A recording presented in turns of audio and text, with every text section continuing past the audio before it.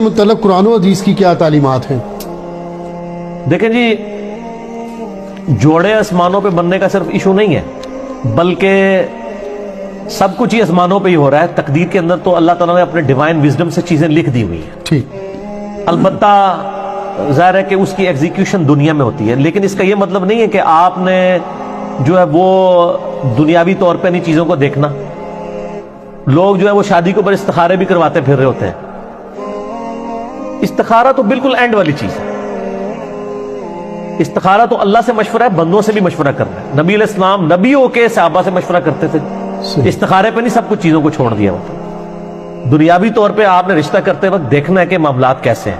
وہ مسلم شریف میں 4 چیزیں بتائی گئی ہیں کہ عورت سے 4 وجہ کی وجہ سے لوگ شادی کرتے ہیں: اس کی خوبصورتی کی وجہ سے، اس کی مال کی وجہ سے، اس کی حسب و نسب کی وجہ سے، اس کی دینداری کی وجہ سے۔ پھر آپ نے فرمایا کہ اللہ کے بندو دینداری کو دیکھا کرو، ٹھیک ہو گیا؟ تو ان چیزوں کو دیکھنا چاہیے۔ باقی اگر کسی کی قسمت میں کوئی مسئلہ لکھا ہے تو وہ تو آپ دیکھ لیں۔ حضرت نوح علیہ السلام اور لوط علیہ السلام 2 پیغمبر ہیں، سورہ تحریم کا آخری رکوع پڑھ کے دیکھ لیں، ان کی بیویاں بھی کافرہ نکلی ہیں۔ وہ ایک علیحدہ معاملہ ہے، اپنی طرف سے کوشش کریں۔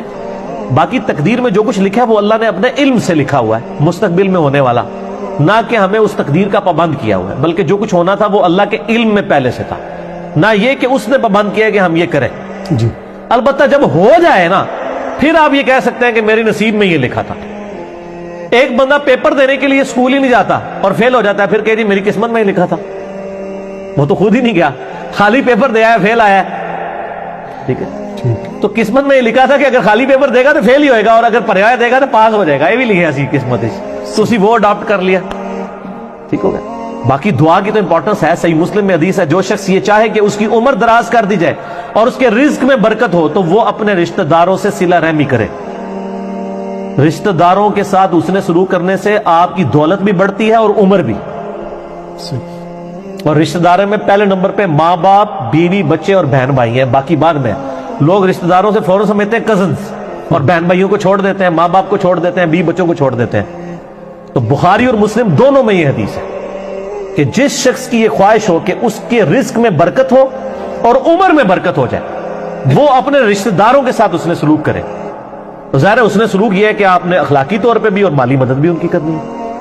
ٹھیک، تو اس کا مطلب ہے دعا سے تقدیر بدلتی ہے، لیکن یہ بھی تقدیر میں لکھا ہوتا ہے کہ اس کی عمر تو تھی 60 سال، اس نے اپنے بہن بھائیوں کے ساتھ اس نے سلوک کیا، ہم نے اس کو 80 کر دینا ہے۔ اب وہ کرے گا تو ہو جائے گا۔ اب دنیا میں اگر کوئی شخص بسم اللہ پڑھ کے ساکٹ میں 2 انگلیاں دے دے گا تو انشاءاللہ تعالیٰ وہ مر جائے گا۔ فزیکل فنامنا تو چلیں گے نا، ناگہانی آفتیں ٹلتی ہیں دعاؤں سے۔ جو آپ آفت اپنے اوپر خود لائیں گے وہ تو نہیں ٹلے گی۔ آپ بسم اللہ الذی لا یضر پڑھ کے تو کوبرا سام کے منہ میں ہاتھ دے دیں تو یہ تو نہیں ہے، ناگہانی آفتیں ٹلے گی۔ تو تقدیر کا مسئلہ بھی ہے۔ یہاں پہ بھی جوڑوں پہ لوگ کہتے ہیں نہیں میری قسمت میں لکھا ہوا تھا۔ ہاں، جو ہو جائے اس کے بعد آپ کہہ سکتے ہیں، جس طرح بخاری مسلم میں آتے ہیں آدم علیہ السلام نے کہا کہ میری قسمت میں یہ لکھا تھا، تو ظاہر ہے پھر واقعی لکھا ہوا تھا۔ ایک بندے نے بھی غلط کام کیے نہیں اور کہ جی میری قسمت میں لکھا ہے کہ میں کرنا ہے، تو میں کہتا ہوں، ایک بندہ کہتا ہے میری قسمت میں لکھا ہے کل فجر کی نماز میں نے نہیں پڑھنی، تو سر میں ابھی آپ کی قسمت میں بدل دیتا ہوں کہ فجر کی نماز فلاں مسجد کی پہلی صف میں پڑھو، 1 لاکھ روپے لے لینا، یہ لو چیک۔ دنیا کے سارے شیطان مل کے تجھ سے ایک فجر نہیں چھڑوا سکیں گے، تو تیری قسمت اینج بدلی نا۔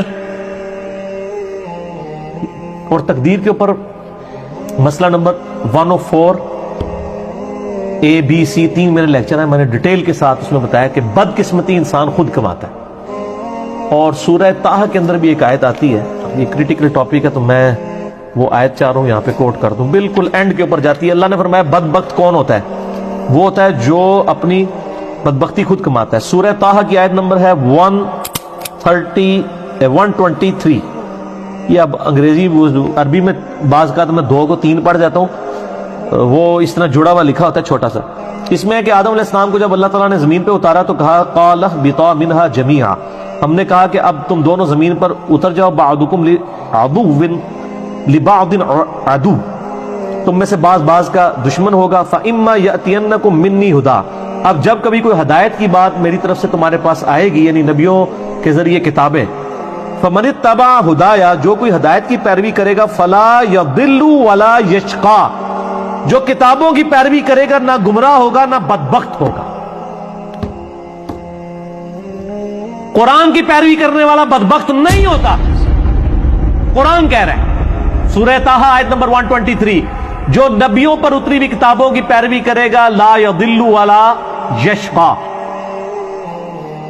ٹھیک ہے جی، نہ وہ گمراہ ہوگا اور نہ شکی ہوگا. کیوں؟ بدبختی انسان خود کماتا ہے. وہ چیز شیطان نے مسجد میں نہیں جانے دیا. میں کہتا ہوں آج اناؤنسمنٹ ہو کے مسجد میں نماز فی نماز کے اوپر 10,000 روپے گورنمنٹ دے گی، شیطان کا پیو بھی نہیں کچھ کر سکتا.